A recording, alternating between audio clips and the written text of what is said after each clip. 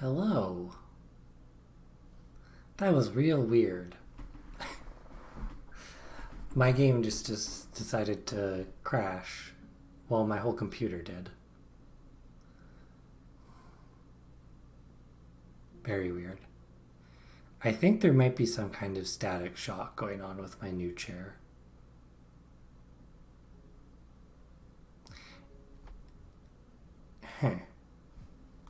Anyways.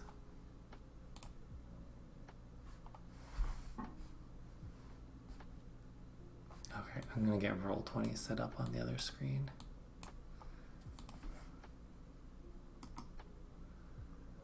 Oh, what a weird thing. Let's go back to the section that we were at. Sorry for how flashy this is.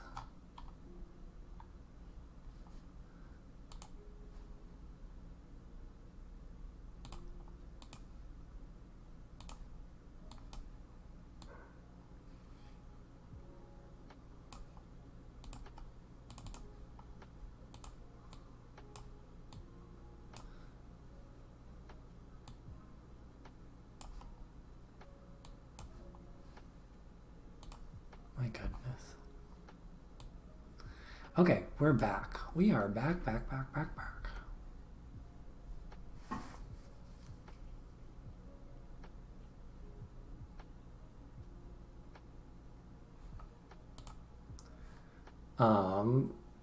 Could I just get another check-in on the audio levels? I just bumped up the music a little bit. Because I think it changed when I turned it off. I don't know. Anyways, if anyone is around, audio levels are good. Great.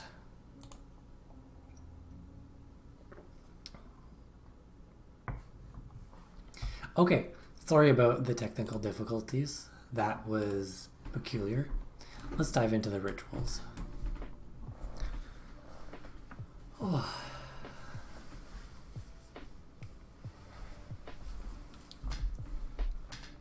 The people rarely referred to gods, except perhaps in relation to the old ones, the most ancient of immortals, who no longer tend to creation.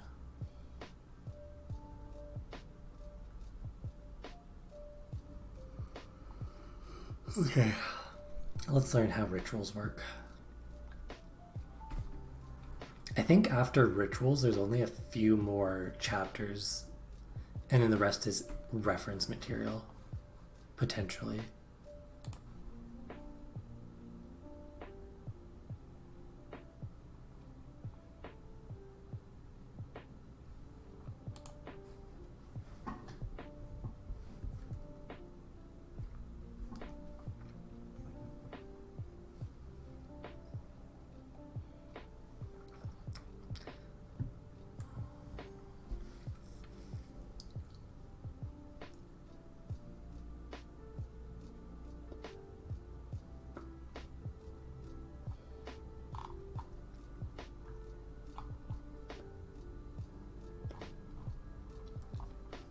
Performing invocations. How does this work?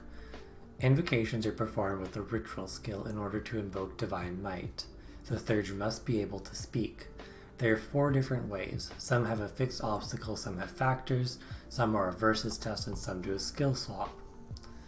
Invocations must be selected like weapons, either before conflict begins or between rounds.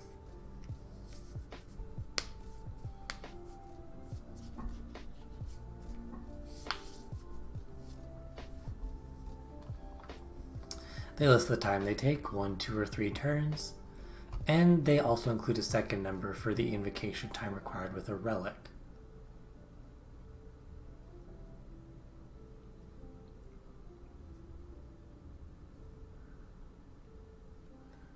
They must be performed uninterrupted, or they will dissipate and add to your burden. You can do stuff together. It'll add your turn, increase it by 1.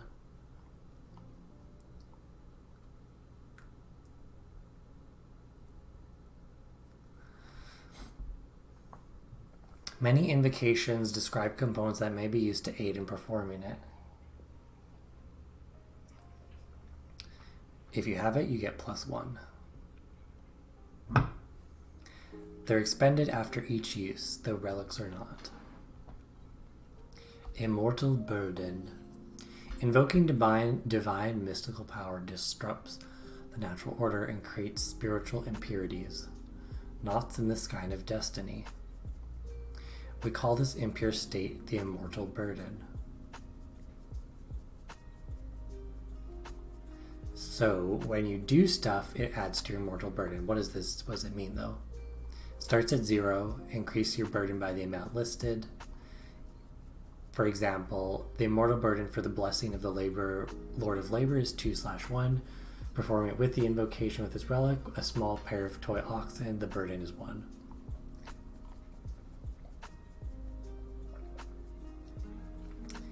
If an invocation is offensive or counter to your creed, increase the burden for invoking it by 1. Urder. Oh, pronounced Erd. The second R is silent. If your burden is equal to or less than your Erd, you may continue to accrue burden through invocations without complication. If your burden exceeds your Erd, you feel the weight of your burden and exhibit Stigmata. Great capacity for Erd can be accrued as your character gains levels. What does Stigmata do? I must know.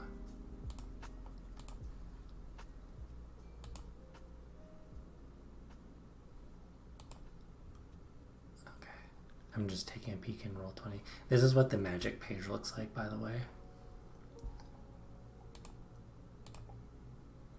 Whoops. That's Twitter. Bleeding? I don't know.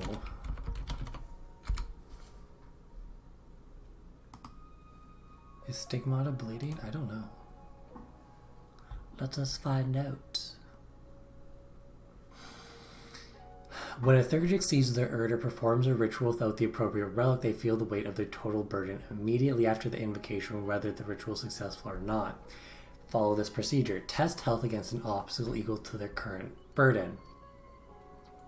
Success indicates you are unscathed. Failure indicates the third suffers conditions equal to the margin of failure. Oh my gosh. There's not a lot of conditions that you can get in this game.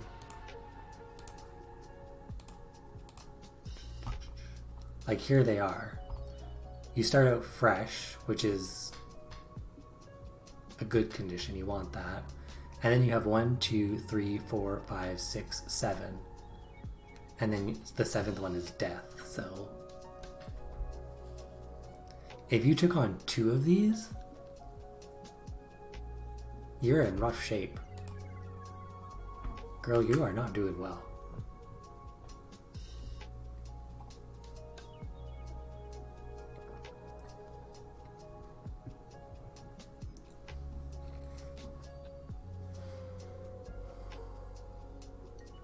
Conditions from failure are acquired from top to bottom, from hungry and thirsty to dead. If the third currently suffers from a condition, skip one and log the next one. If the third earns the dead condition, they die after completing the invocation. This health test does not advance the grind, and happens before the grind advances due to the invocation time. You may perform invocations while in excess of your Erd.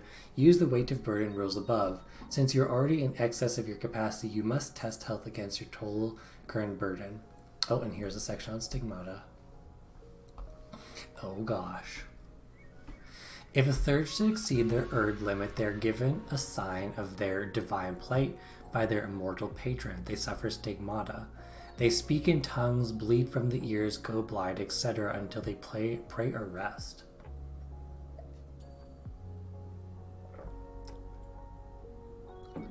Consult the table below for your current total burden. So if your burden is level 5 to 6, you can only speak in bestial howls, and wounds appear bleeding on the body. Divine sigils rise visibly beneath the skin. Woo.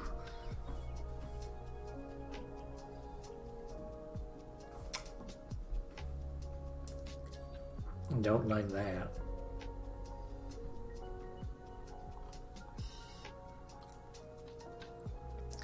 For example, shaking uncontrollably will inhibit fine work lockpicking. Fine work like picking a lock, and speaking in bestial howls could prevent you from performing invocations. A stigma cannot be hidden. It manifests itself for all to see. Therefore, the stigmatized suffer a -1 precedence penalty. Stigma dissipate as burden equals or drops below your Erd. How do you drop that? Probably during camp phases. Relics. So let's see what's going on here. Relics channel the divine gift to useful effect. Some relics are tied to specific invocations. Other gives access to invocations in the sphere of an immortal, and the greatest of all tap into the very words of creation. So you get your minor relics. A pair of wooden toy oxen, blah blah blah. You get your named relics. These are linked to a certain immortal or great spirit. And then you have great relics. They will give you access to an entire circle of power. The Black Cauldron is on here, everyone. We love to see it. You know what we could do? We're going to take a quick little detour.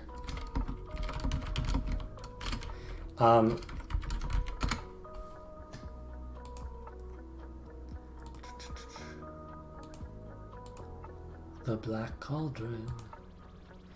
If anyone is not familiar with the Black Cauldron, we're about to watch the trailer.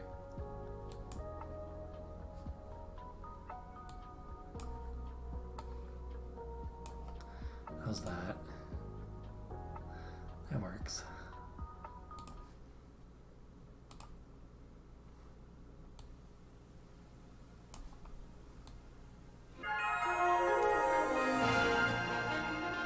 Too loud. Legend has it, there was once a king so cruel and so evil that the gods feared him. Since this was a dark show. Hold him, he was trapped forever in the form of a great black cauldron. The Horned King, that black-hearted devil. Walt Disney Pictures presents The Black Cauldron. Escape into a world of darkness. Are you coming? Me? Go Me? in there? No. No. It's a terrible place. A world of excitement. A world of dreams. The greatest warrior of two heroes. And through the magic of 70mm photography and 6-track Dolby sound, you will be transported to Through the magic of 60mm 70 soundtrack technology. a fantasy event for the entire family. Look, sire, it's working. Soon the Black Cauldron will be mine. That guy gave me spooky vibes. Of Disney animated classics. Now comes the newest Disney spectacle of them all. The Black Cauldron. So good. Oh, what a great show. Any Black Cauldron stands in the chat?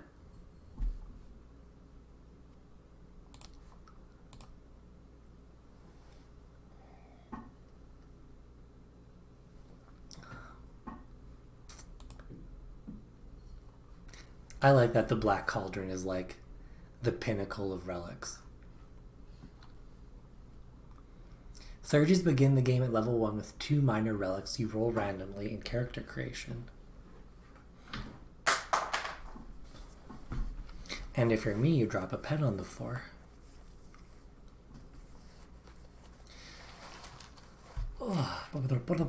Some relic items are unique. Crowns and corpses of immortals, for example. Other relic items can be manufactured by the industrious. The wooden oxen and their yoke, or a banner for the immortal's image, or a ruin, for example. Use the proper crafting skill obstacle for the relic's creation. Okay, that's neat. So your relics, which give you certain invocations,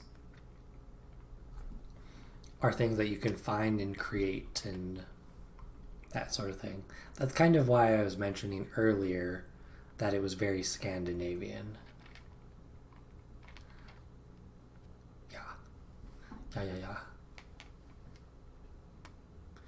I would like to roll for relics now, please.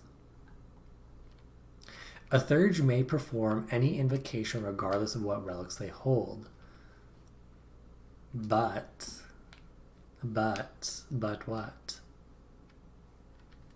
Performing an invocation without the appropriate relic increases the invocation time by 1. Ouch. Performing it without aid of the appropriate relic increases its burden by 1. Ouch, ouch. And performing an invocation without its associated relic increases the ritual's obstacle by 1. Ouch, ouch, ouch. Triple ouch. Ooh, purification. Burden can be alleviated in Camper Town. Okay, as we expected, tests Theologian equal to your current burden, and away you go. Okay, and then you spend checks to do it.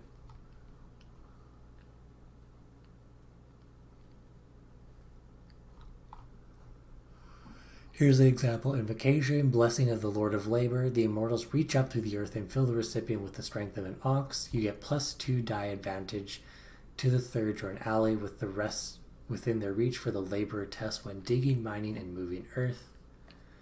So a pair of wooden toy oxen fitted with yoke will let you cast this. It takes 1 space in your pack. The ritual is fixed. It's odd 2. If you have the relic, it is invocation time of... Or wait, no, it's the relic. The relic lets you cast it. And then, does it also speed it up for you? 1 second. Or was that something else?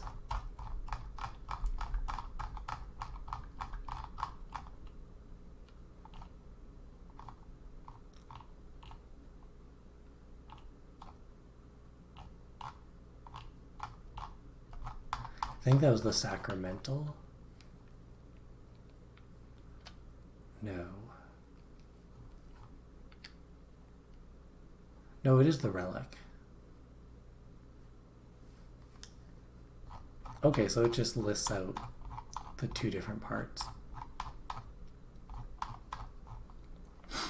So the relic, that's the one that'll let you cast it there and there. And then if you cast it without the relic, it would be ob 3.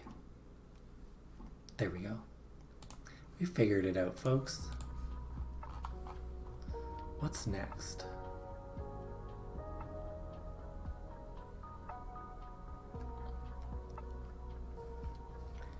Very Norse. The Shrine of Destiny.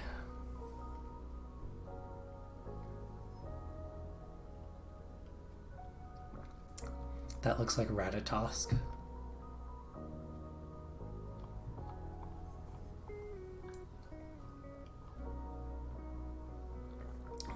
Advancement. Okay, what do we got left in here? So we're gonna read about, advancements, leveling, a bunch of reference material, iconic characters. We're almost done. Like, a lot of the rest of this is just reference material. The skill list? Okay.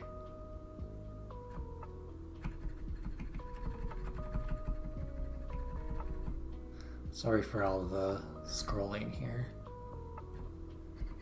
Should have memorized the page number before I turned it.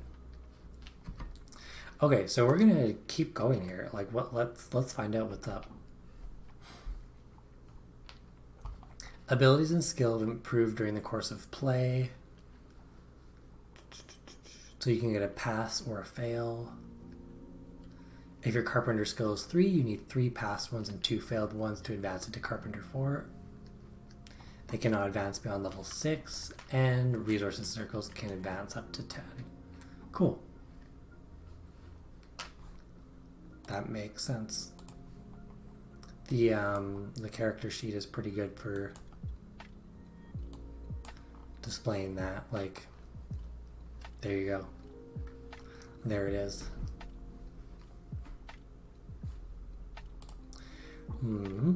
Actually, I guess before we go on to the advancement, we can chat about some of my thoughts on the magics and rituals. I think that whoever is playing with those systems will enjoy them.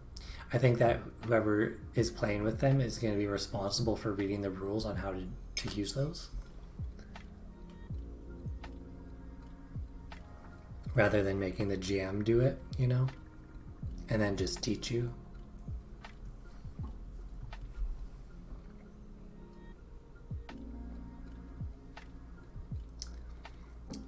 It's definitely some extra rules to go on, but they're not too bad.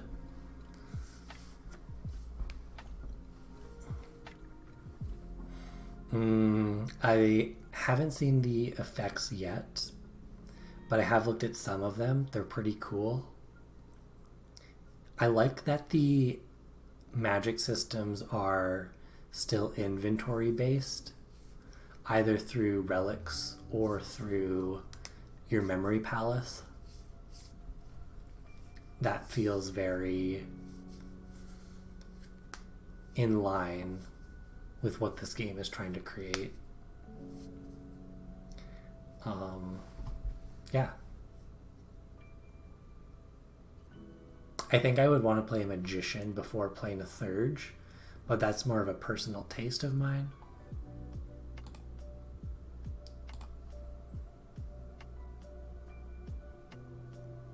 Yeah, I think those are my thoughts on that. Let's continue on to advancement. So we already looked at these. Advancing nature. Nature advances you the requirements for its maximum rating. Okay, we don't care about that.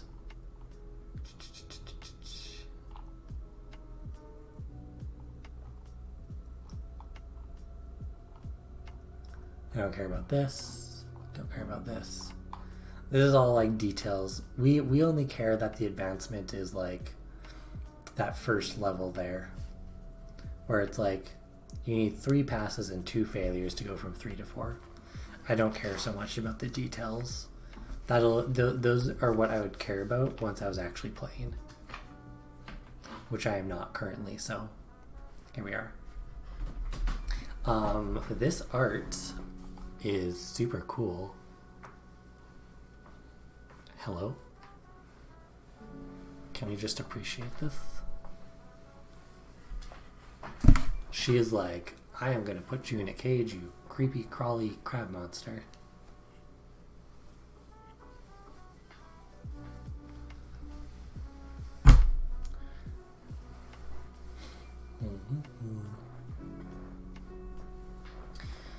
As far as aesthetic goes, I actually like...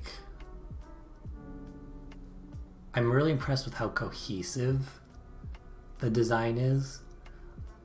I think like the people creating this are, you know, practiced designers, so it doesn't surprise me necessarily, but like it's really quite a high quality of design that they've come up with. And then they're really doing a good job of highlighting it with like art and stuff. Okay, so let's read about levels. Each character class has 10 levels. To go from the different levels, you need...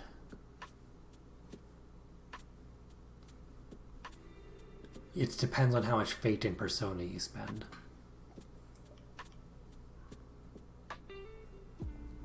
So that's cool.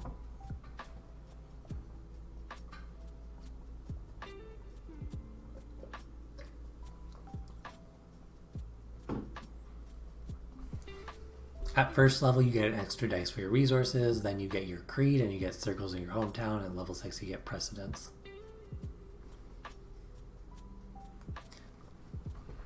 I just want to look at this a little bit. Because it doesn't seem to be super even. So it goes 3 and 3, 7 and 6, 14 and 12. Makes sense so far. And then 22 and 20. Still, it doesn't, the gap is, it's still 2. And then it goes to 31 and 30, which is weird.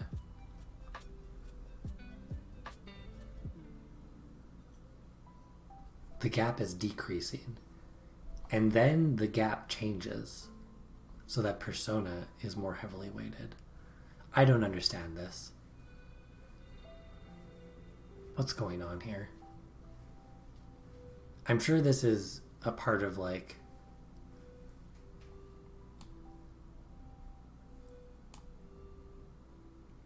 I'm sure there's some philosophy behind this, but I don't know. I don't understand.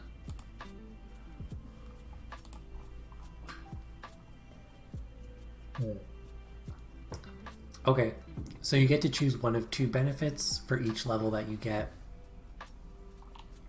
You have to return to town to level up, it looks like. So this is what we'll do. There's 6 different classes. We'll take a look at one of them. Open to discussion. I think Matthew, you might be the only person here, or the only person here who's chatting at least.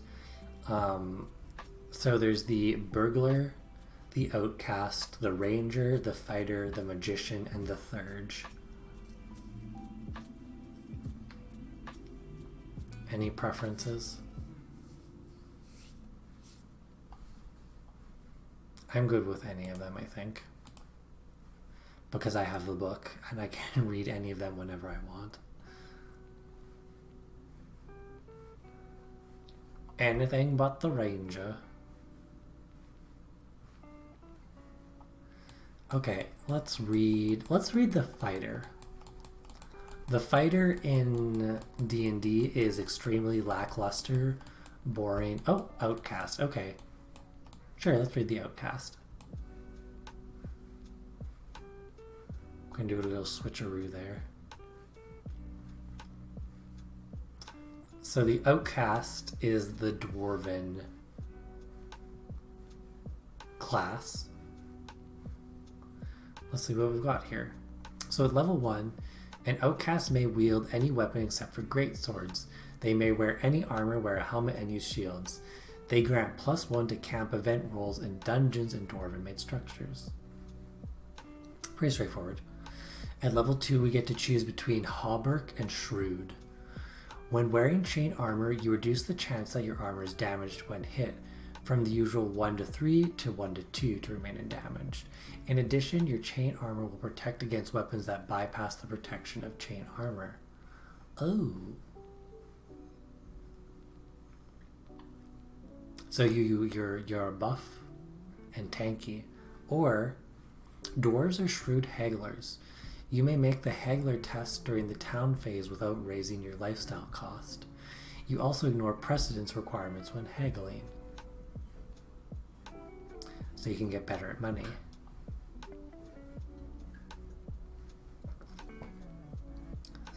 Hardy stock. You come from hardy stock. Add +1 to recover from the sick condition or to any test to resist poison or drugs. Alternatively, you can get minor. When you're below ground, you are granted +1 die to your nature when using your delving descriptor to detect deadfalls, pits, unstable tunnels, collapsing features, bad air, seams, rock quality, sloping passages, and man-made dwarf structures. That's extensive. The outcast seems to invoke a certain sense of bioessentialism, which essentially means that based off of the fact that they're a dwarf, there are certain things that they are going to have.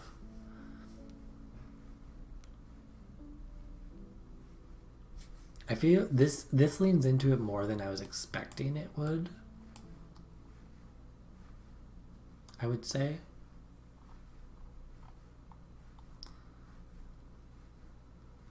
Level 4 is greed or stubborn. You may invoke greed when you earn the angry condition and have a belief, goal, or instinct about an object or person. Greed grants a free test or conflict to purchase, steal, bargain, or murder for the item or person in question. But you cannot be helped unless your companions have greed or an appropriate instinct. If you acquire the object in question or murder the person, you receive a free test to recover from angry or afraid in the next camp or town phase. Oh my goodness. So this is basically, you're playing the Hobbit, the dwarf from the Hobbit, the one who gets angry.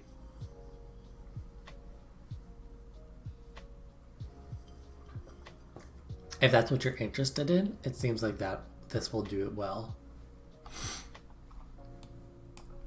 You're always last out of a fight. If your hit points are depleted to 0 but one of your teammates is still in the fight, instead reduce your hit points to 1 and then deduct the remainder of the damage from another character of your choice. That's interesting.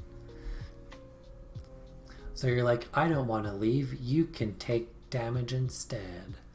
If there is another character with this benefit, to see who goes out, break the tie using this rubric. Higher level, higher fighter skill, higher nature, higher might. If you're the same in all your respects, you have a doppelganger. Beware. LOL.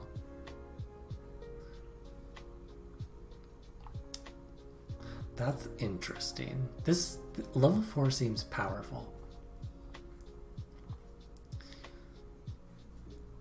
Okay. I'm not going to read into too much of the higher level stuff. Like, it's not going to come up.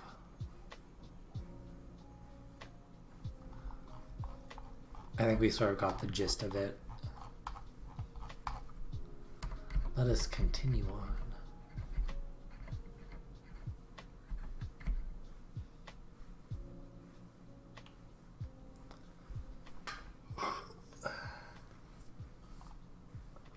To best express the life that adventurers lead in the world of Torchbearer, we created 6 characters to represent our classes: Carolina, Baron, Taika, Gerald, Varg, and Ulrich. You'll see them represented in illustrations throughout the books. This gives you their level 1 stats and abilities. If you're looking to quickly dive into Torchbearer, you can pick up these iconic characters and jump into the Dead Crypt of Skogenby, found in the Scholar's Guide. We'll get to that eventually.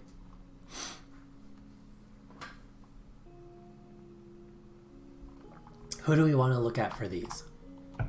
I'm not going to look at all of them. So we have Carolina, the warrior, Baron, the outcast, Taika, the ranger, Gerald, the burglar, Varg is the magician, and Ulrich is the thurge. We'll take a look at one of them, and it looks like their sheets are down here.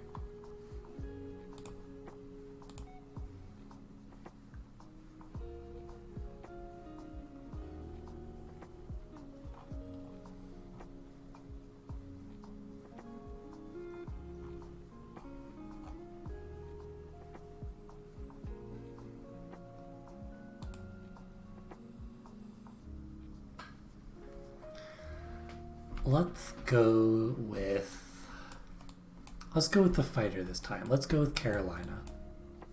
Carolina is an orphaned human warrior of 19. She wears a bearskin cloak that was a gift from her mentor, Gudrun, a 7th level warrior. She might have fallen in with a band of ne'er-do-wells, but Carolina still cares for them and uses her martial skill to protect them. Carolina is a hunter and ensures her friends stay fed when they're out in the wilds.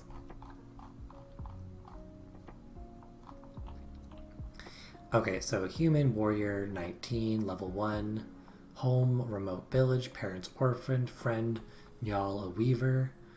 They wear bearskin cloak, their mentor is Gudrun, a hunter, their enemy is Grimkel, a warrior. Nature is 3, will and health are 4, resources 0, circles 4, might 3. What does this underscore mean? So they come with fighter 4, hunter 4, pathfinder 3, Carpenter 2, Commander 2, Mentor 2, Persuader 2, and Rider 2. They also are field dressing wise and dwarf wise.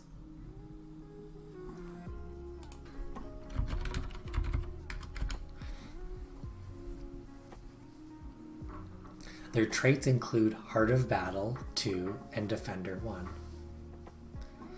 Their inventory. I'm curious to see what's in here. How do the pre-made characters come with their inventory? They have a spear, leather armor, a satchel. They have a cameo necklace, a shield, a belt with a pouch, a wineskin, and another pouch on it. In that pouch we have a tinderbox, 3 preserved rations, and in the skin we have wine. And she wears shoes. In her satchel she has 4 torches and a bottle of wine. She's got a lot of wine with her. Good for her. She says, I need to drink to deal with this. I like her shoes though.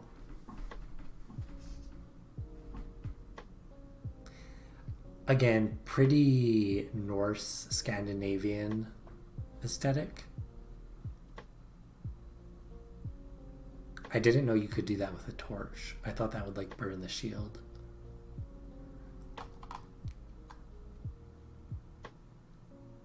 I wonder if you can actually do that in the game or if this is just artistic representation. Ah, more stuff. Beliefs: I am the bulwark that stands between my friends and harm. Goal: I will find out what happened to Jorah. Creed: opens at level 3. Instinct: always go hunting when we make camp.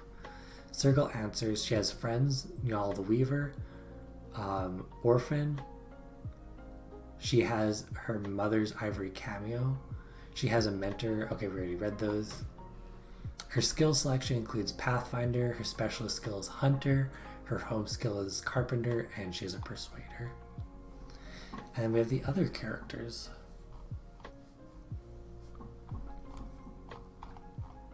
Very cool.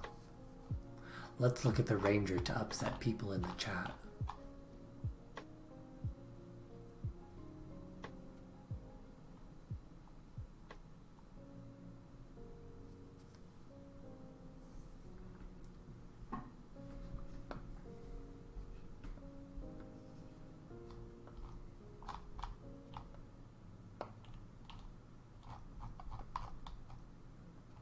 I do like the art for it.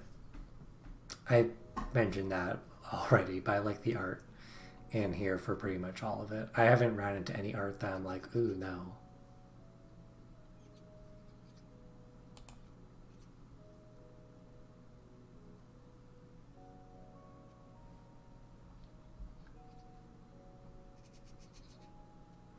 I don't like this belief. I must help my comrades consider every angle before making a decision.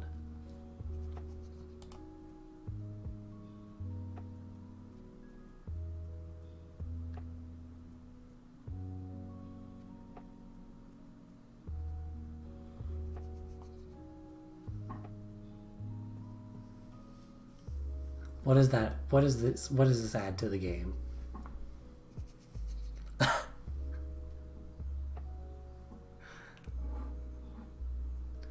My belief is I want to dither before we do things. Okay. How do I delete someone else's belief?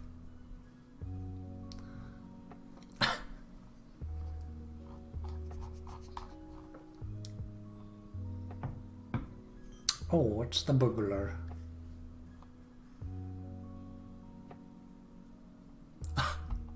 It doesn't harm anyone if I take a little for myself from those well, there's a typo here. I should maybe submit that. It doesn't harm anyone if I take a little for myself from those have more than they need. From those who have more than they need. I mean, steal from the rich.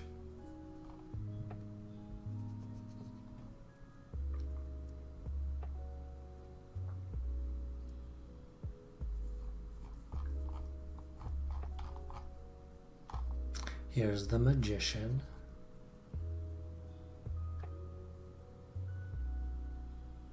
I like the band and ring, the band's layer.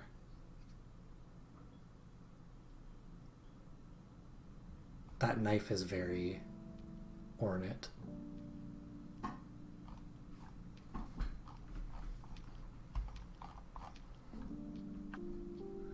The third looks like a virgin.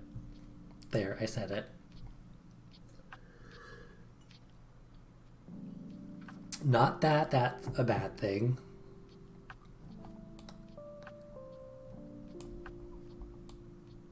I'm just saying.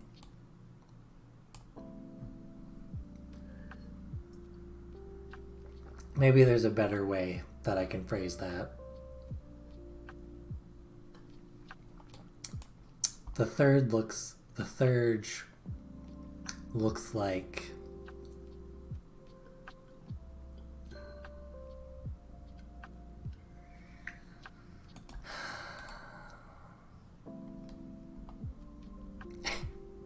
he looks very plain. I don't know what to say about it.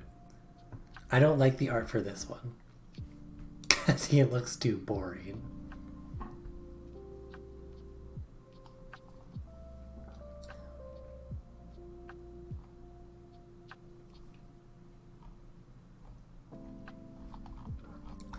Okay. Ooh, this art. Oh my goodness. What is happening here?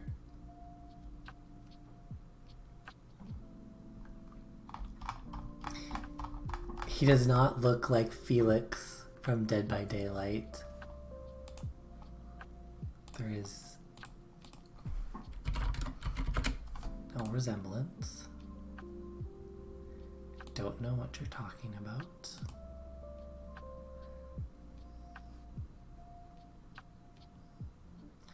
Let me see here.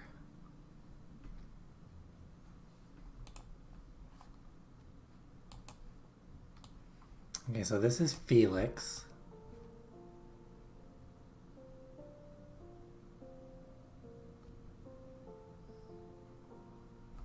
Well, for one, Felix is wearing a suit.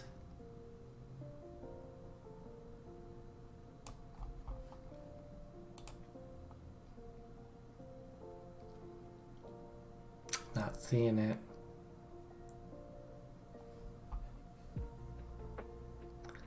This one has longer hair. They have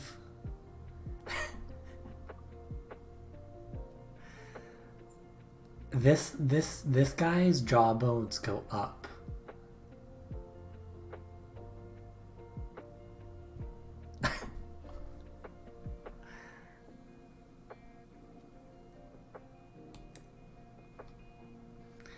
I don't know. Results are indeterminate.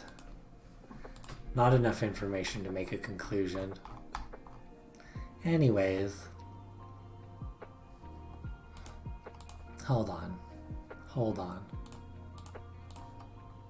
We need more... We need more data.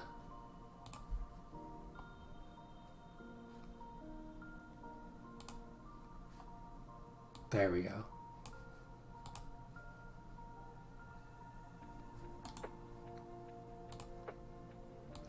This is better.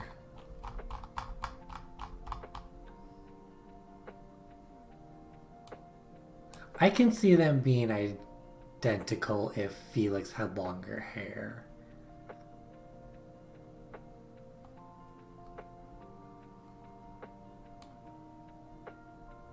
And whoever this person is had a beard.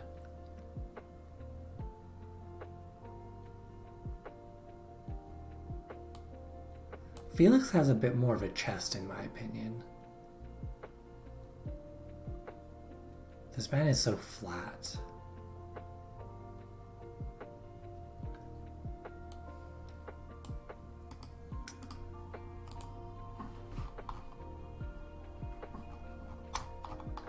You rest your case. Well, I'm glad. I hope that helps you sleep. I hope that works for you.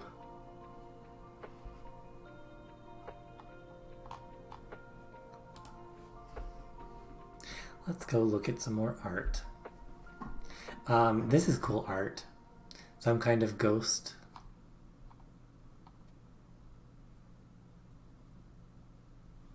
The character is doing some kind of ritual, maybe. Oh, we're into the reference. We're into the reference section. So we're gonna skim this. This is the next 100 pages of the book is reference material. We're just gonna look at what interests us. Equipment, cool. We've got lots of weapons. They all come with an obstacle for how much it is to purchase them.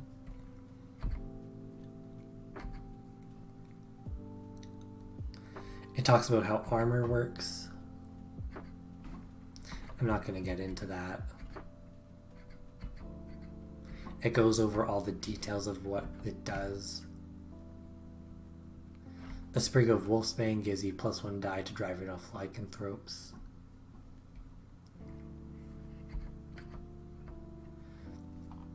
Oh wow. So your weapon gives you different things for kill, capture, and drive off conflicts.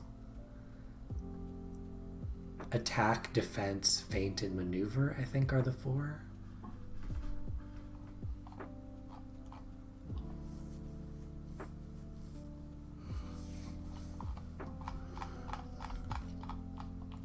We haven't looked at the conflict options yet, but I'm vaguely familiar with them.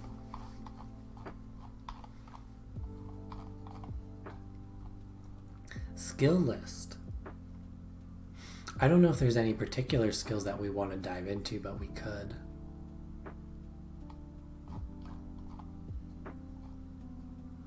Let's read the rules for armorer.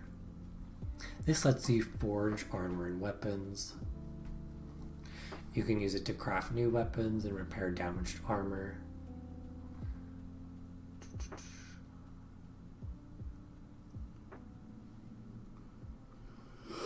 So it depends on what you're crafting. If you're repairing something, it's 1, 2, or 3. If you're crafting, it's 1, 2, 3, or 4. Got some other stuff up here.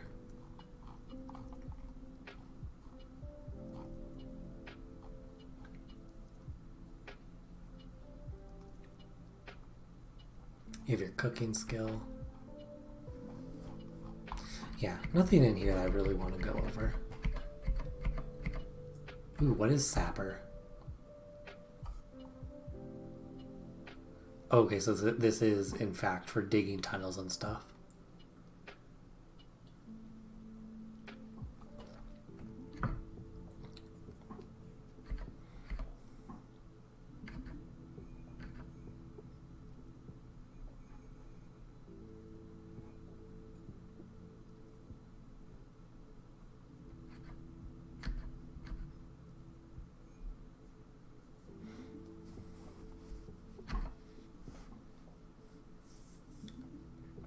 Traits.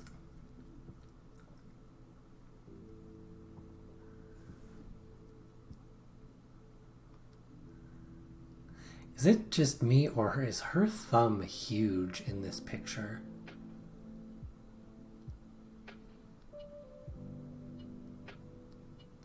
Is that a huge thumb? Or, actually I believe that character's pronouns are masculine pronouns. That is a huge thumb. Anyways.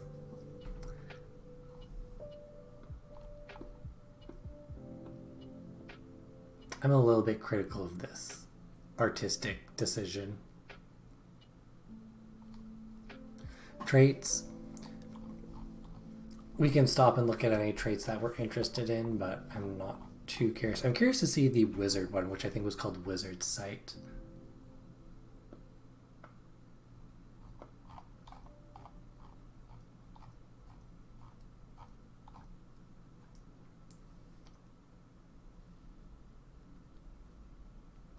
Magicians see more than other mortals. Okay. Spells.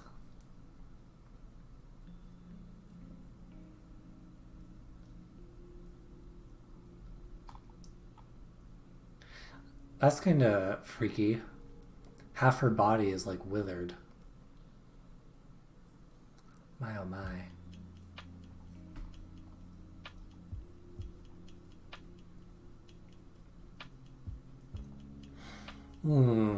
I don't know if I'm going to go through any spells in particular. Let's go through this one. Wisdom of the Sages.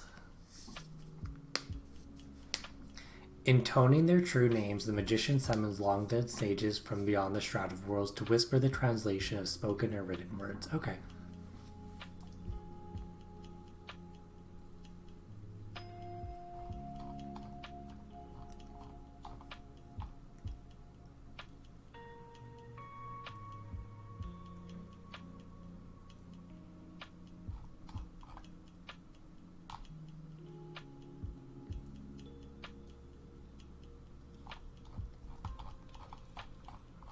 And then you have the different circles of invocations.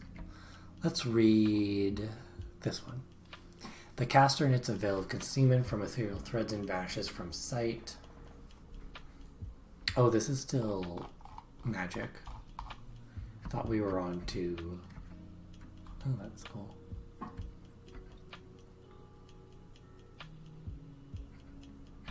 Thought we were on to the third stuff. Let's read this one. The benediction of the Lords of Creation suffuses the aching bodies of the tired and worn down. This invocation alleviates the exhaustion condition for one or more characters.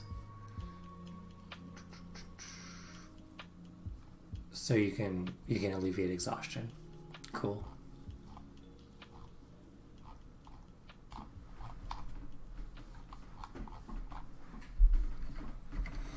Okay, what's next? What's next? This is why the reference material just goes so quick. It's like, we're not going to read all this. You're just going to read what you use on your character. You have other weapons. Not all conflicts are martial and not all weapons are made of steel and wood. This chapter provides weapons for all the other various conflicts outside of fighting. So in a caption one, you can have camouflage, lures, nets, or traps. In a convince one, you can have blackmail, deception, evidence, finery, intimidation, promises. Convince crowd, you've got a few. Pursuer flee, a riddle, a trick.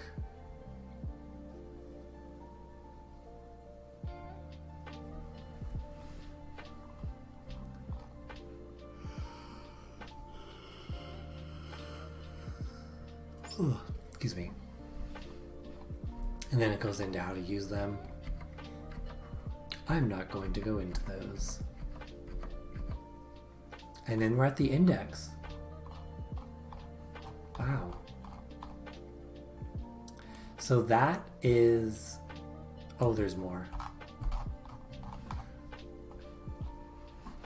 So we have a skill reference here. It also has the supplies. This is handy. I need more of these in my game. You have your adventure phase procedures.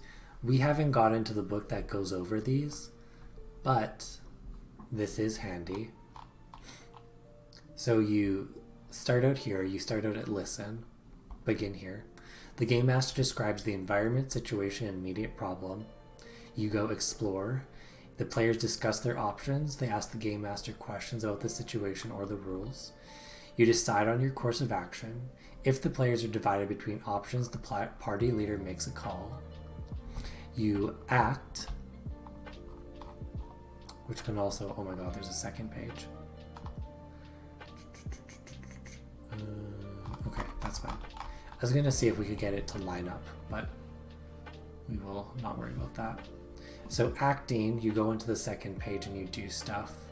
There's risk and danger. If the action is risky or dangerous, then test a skill or ability, and then you do the test. So let's see what happens on the second page here.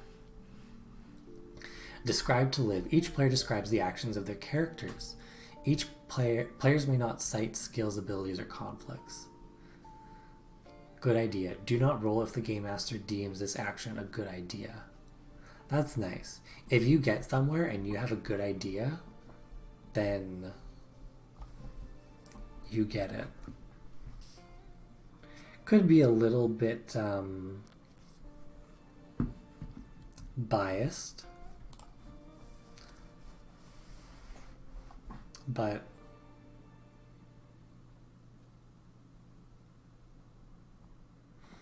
yeah, I guess that's something to figure out with your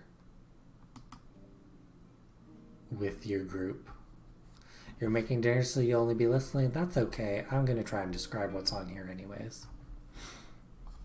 We have some nice art of a, well, actually it's kind of scary. It's like a flying dragon thing with claws for hands.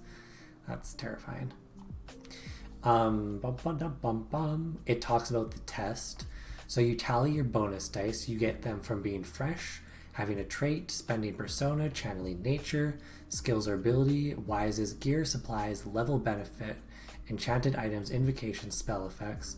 Secondary characters can help, aid, or have synergy. This is nice how it just lays everything out. And then you tally disadvantages before the test. If you're going to use a trait against yourself, or if you have a condition. Oh, and it talks about how to start the session. This is great. This is great reference material. This game has a lot going on, but this makes me feel like this is what I would be able to lean on. Session start procedure. One player recounts the session and recovers a condition or tax nature. Absent players describe their character's fate since we last met. The game master describes the current obstacle, adjusts beliefs, goals, and instincts as necessary, refresh traits. At the end of session, you review your belief and stuff. You review Gallows Humor, MVP, and Team Worker awards. We haven't got to those. And you award Fate and Persona. So once you finish the test, successful post-roll bonuses, you get +1 success for the applicable weapon, +1 success for applicable level 3 traits, +1 success for positive might differential, +1 success for positive precedence differential. You can do your re-rolls if you need to. After the roll penalties, you get -1 success to Dungeoneer and Fighter if you're wearing a backpack. -1 success for acting in dim light or darkness. -1 success for each penalty modifier and factor. And -1 success for disposition for exhausted and hungry or thirsty characters. And then you can break the ties.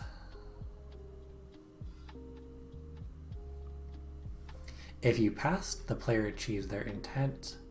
If you failed, the game master either chooses a twist, which is a new obstacle, or gives you a condition, but the intent is achieved. Advancement, log, if it's that case, for a pass or fail. Loot, you may get loot. You get loot after conflict according to the might of the opponents, and loot can be scavenged from the area. Then you listen again. This graph is quite nice. This is like, it says to you, this is how you play the game. Follow this graph and you will play it, which is actually quite nice in my opinion. Camp phase. Town phase, conflict. Oh my gosh. Okay, let's go through these. Let's go through these because it's going to give us the high level of how these things work, and then we can dig into it as much as we need later. Welcome back. Camp phase procedures. So you begin. You flop down in a safe spot or survey for a good location in the adventure phase. One player must have at least one check. Set watch or decide not to. Decide to keep a dark camp or not. Game Master sets camp danger level. Roll for camp events. If disaster, all checks lost and return to the adventure phase. If no disaster, make camp and discuss. Strategize. Assess the group's conditions, supply of food and water, supply of light sources, spells and immortal burden, damaged armor. Assign and spend checks. A test or conflict costs 1 check. You can use an instinct for free. Checks can be shared. Players cannot test twice in a row. Pretty straightforward. In camp, you may recover from conditions, treat injury and illness, draw maps, cook food, purify burden, memorize spells, repair armor, scavenge for supplies, cast spells or perform invocations, mix alchemical solutions, or add amenities to your campsite. You do the test, use the standard adventure phase procedures and modifiers. You either succeed or you get a twist. A twist can present a new obstacle to be tackled during this camp phase, or the Game Master can invoke a twist in camp that knocks the group back into adventure phase. A twist of this type voids all remaining checks. Oh my god. Check your checks. The Game Master describes the current state of camp. If checks or instincts remain, then players discuss, or break camp and return to the adventure phase. Reset the grind to turn 1 returning to the adventure phase. And then you get your town phase. This one should be the nicest of them all.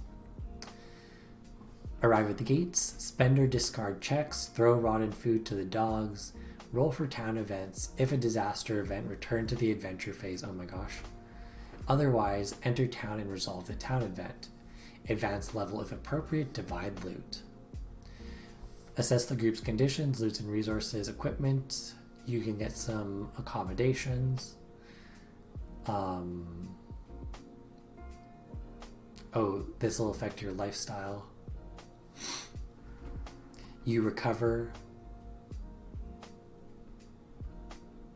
You get to go to the market if it's open. You check if it's open. If so, you can decide to haggle.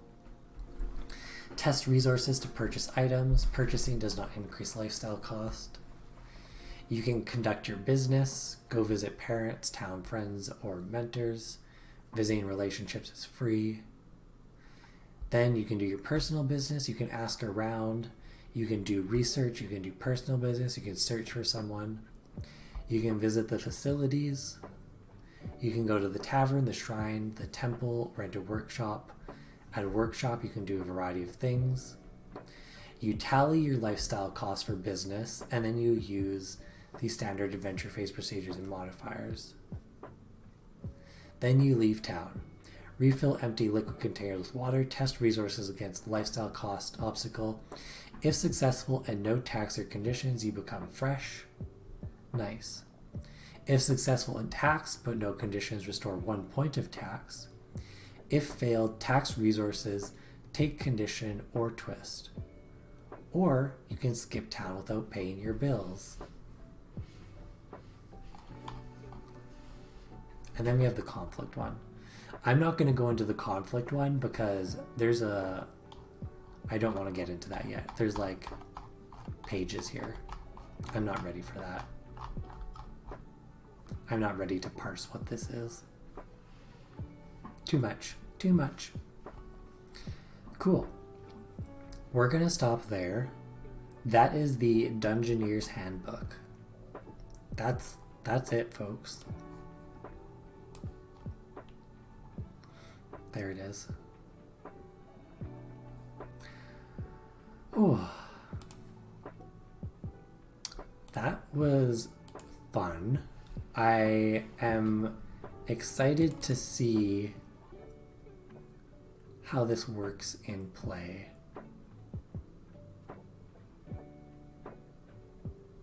Yeah. I'm just looking to see if there's someone we're gonna raid.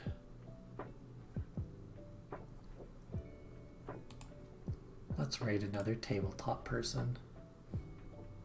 Actually, how many people do we have here? What's our viewer count?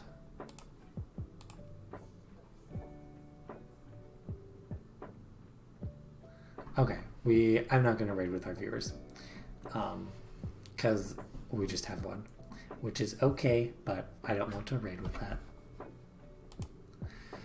Thank you for joining. If you're watching this later on YouTube, I hope this was interesting. And I think that's all I've got for now. We're gonna go into the next book, which will start talking about conflict and stuff.